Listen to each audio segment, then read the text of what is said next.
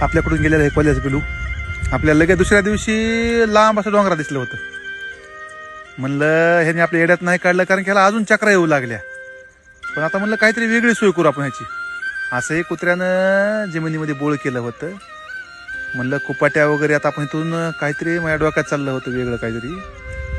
त्या अनुषंगाने सगळं साहित्य गोळा केलं. असं पण असा हे प्राणी आहे की जमिनीत बोळ करून राहते.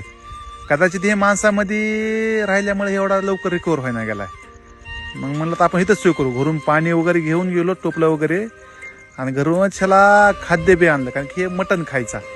त्याला बऱ्यापैकी चक्रा येऊ लागल्या, कारण त्या खाता वेळेस बी इकडे तिकडे फिरू लागला. असे बी आपण त्याला मेडिकल केलं होतं, पण तेवढं रिकवर व्हायला गेला. म्हणलं पण हे फक्त बोळात ठेवून जमणार नाही, अशी सोय करावं लागेल. ह्याला मजबूत असे दगड वगैरे लावावं लागते ना, जेणेकरून काही हिंसक प्राणी असतात दुसरे किंवा गावरान कुत्रे असते ना, ह्याला काढून मारून टाकू नये. त्यानुसार मोठे मोठे दगड लावले तिथं. आणि पण ह्याची सोय केली की त्याला ऑक्सिजन बी भेटावा आणि त्याला उजेड बी भेटावा, जेणेकरून ते व्यवस्थित राहील लवकरात लवकर. मग म्हणलं हे कोणी जर माणसानं बघितलं तर ह्याला घेऊन जात नाही पाळण्यासाठी. आणि आपल्याकडला कोणताही पक्षी, कोणताही प्राणी हे कोणी पिंजऱ्यात ठेवावं किंवा बंधनात ठेवावं, हे असं मला असं वाटत नाही.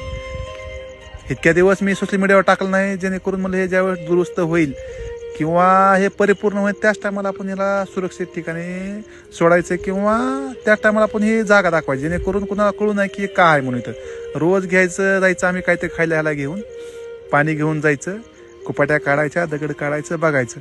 बऱ्यापैकी रिकवर होत गेला. आणि काही दिवसापूर्वी तिथून बी बोळ पाडून हे निघून गेला. बरं वाटलं, निसर्गात वापस परत गेला. व्यवस्थित राहावा, मोठं आयुष्य याचं जगावं ह्यानी, आणि कधीतरी असंच निसर्गात एक वेळेस दिसावा.